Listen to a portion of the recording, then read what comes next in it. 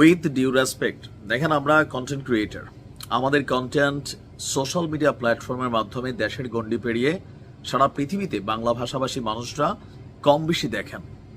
আমি বরাবরই বলি, ভারত নিয়ে ব্যক্তিগতভাবে আমার কোনো মাথা ব্যথা নাই, জনগণের সাথে আমার কোনো মাথা ব্যথা নাই।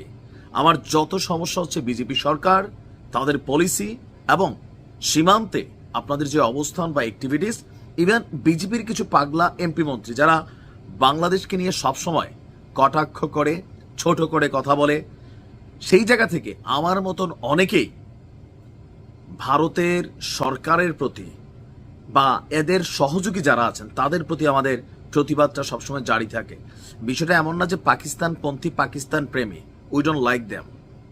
আছে বাংলাদেশে কিছু বীজ আছে, সেটা আলাদা, বাট আমরা না, আমরা বাংলাদেশ পন্থী ভাই।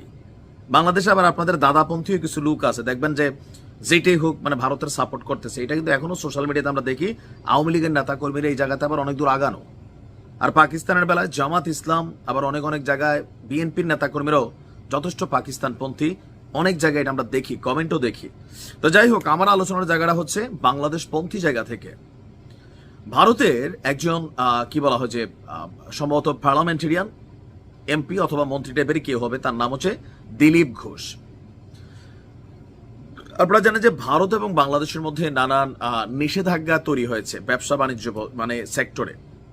বাংলাদেশ ভারত থেকে তুলা বা কি আমদানি করবে না, ভারত আবার নিষেধাজ্ঞা দিচ্ছে স্থলবন্দরে, আবার সেভেন সিস্টার্স নিয়ে আলোচনা সমালোচনা হচ্ছে। তো এর মাঝখানে এই দিলীপ ঘোষ যে বক্তব্য দিয়েছে আপনার বার্তা সংস্থা এএনআই-কে, তার বক্তব্য, আমরা যখন পাকিস্তানকে টাইট দিতে পারি তখন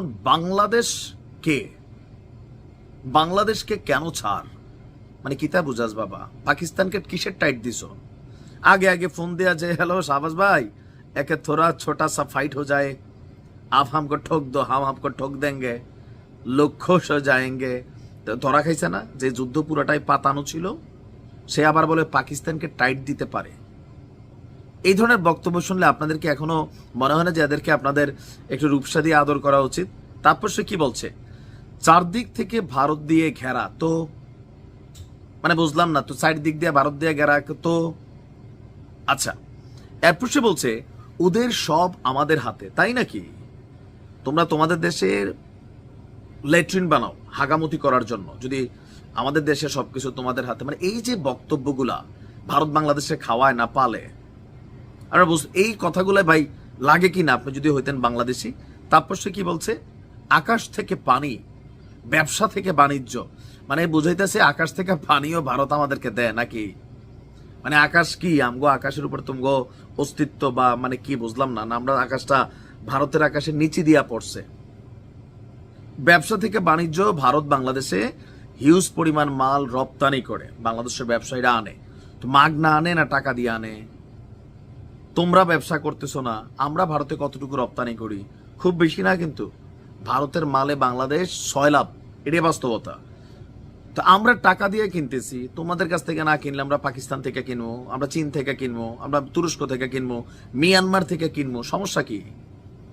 ওখানে যে বাংলা একটা কথা আছে, পুন্দে ঘু থাকলে হ্যাঁ ডিজাইন করা হাগারও বা হয় না, বিষয়টা মাথায় রাখতে হবে, এই জায়গাটা বলি বারবার। তারপর সে বলছে ওদের বোঝা উচিত, কাদের? বাংলাদেশের, কি ভারতের সঙ্গে টক্কর দিলে আমরা বাঁচতে পারবো না। আছে কোনো কথা? নিজের দেশের মানুষ না খাইয়া মরে, হাগার জায়গা পায় না, আপনাদের স্যানিটেশন সিস্টেম নাই, সে আইসা বাংলাদেশ নিয়ে এই ধরনের কথা বলে। আরে বাংলাদেশে বস্তির মধ্যে তো বাবা স্যানিটেশন সিস্টেম আছে। এই কারণে দাদা আমার মায়েরই মাথা গরম হয়ে যায় যখন এই ধরনের বক্তব্য শুনি। তবে বাংলাদেশকে নিয়ে একটা গভীর ষড়যন্ত্রের জাল বুনতেছে এই বিজেপি সরকার। আমি বরাবরই বলছি, বিজেপি সরকার বাংলাদেশকে নিয়ে একটা নীল নকশা করতেছে। হয়তো যে কোনো সময় যে কোনো কিছু ঘটতে পারে, একদম মানে এটা হালকা নেওয়ার কিছু নাই, প্রস্তুত থাকতে হবে, সতর্ক থাকতে হবে। ভালো থাকুন।